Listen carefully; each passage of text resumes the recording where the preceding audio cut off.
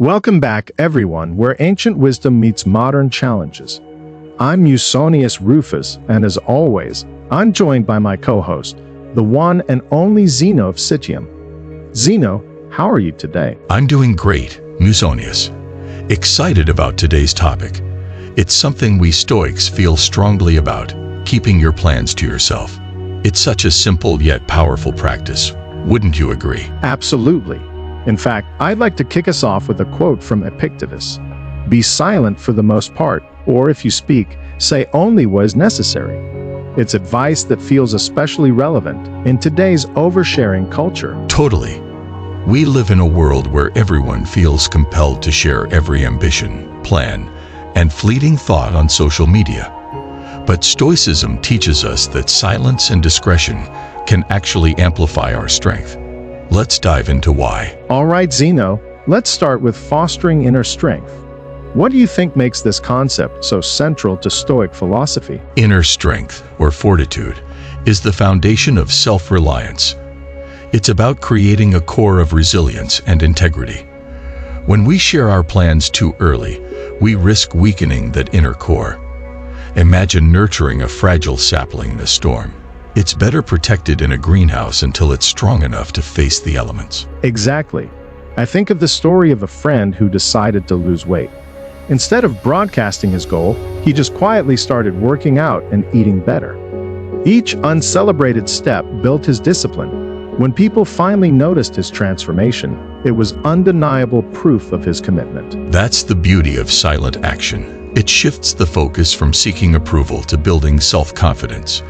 It's a reminder that greatness often grows in quiet, unseen places. Musonius, let's talk about focus.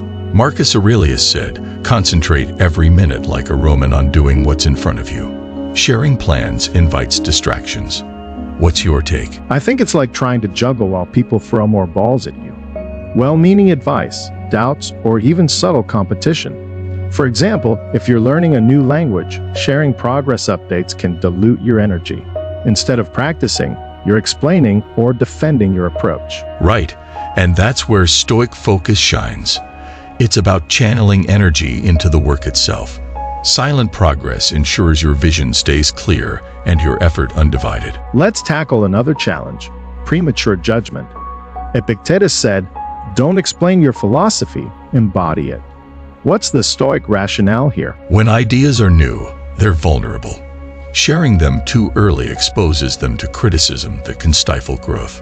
For example, a budding writer might lose confidence if early drafts are criticized harshly. Keeping plans private lets ideas mature before facing the world. It's about protecting the creative process. Like sculpting a masterpiece, you don't show it until the rough edges are smoothed. Ah, the trap of external validation. How often do we see people announcing their goals just to hear applause? Too often, Zeno. When we seek validation, we become tethered to others' opinions. I knew someone who posted fitness goals online but lost motivation when likes and comments didn't meet expectations. Stoicism reminds us to find satisfaction within, not from external applause. Yes, and this isn't about hiding. It's about anchoring your worth in your own effort. That intrinsic reward is much more stable. What about flexibility, Zeno? Plans change, right? Exactly. Seneca said, a gem cannot be polished without friction, nor a man perfected without trials. Life is unpredictable, and clinging rigidly to a plan, or others' expectations of it, can limit your ability to adapt. I've seen this in career shifts. If you announce your plan to be an engineer and later discover a passion for teaching, changing course can feel like public failure. But if you keep it private, you can pivot freely. It's about being open to growth, not boxed in by public declarations. Envy and malice, two emotions we'd all rather avoid. What's the Stoic take on this? Marcus Aurelius said, the best revenge is not to be like your enemy. Discretion shields us from envy and sabotage. When you quietly achieve, your success speaks for itself without stirring negativity. I love that. It's not about hiding. It's about reducing unnecessary friction. Quiet diligence can often avoid the drama that public ambition attracts. Finally, let's talk about the joy of surprise. Isn't there something magical about achieving quietly and letting the results speak? Absolutely.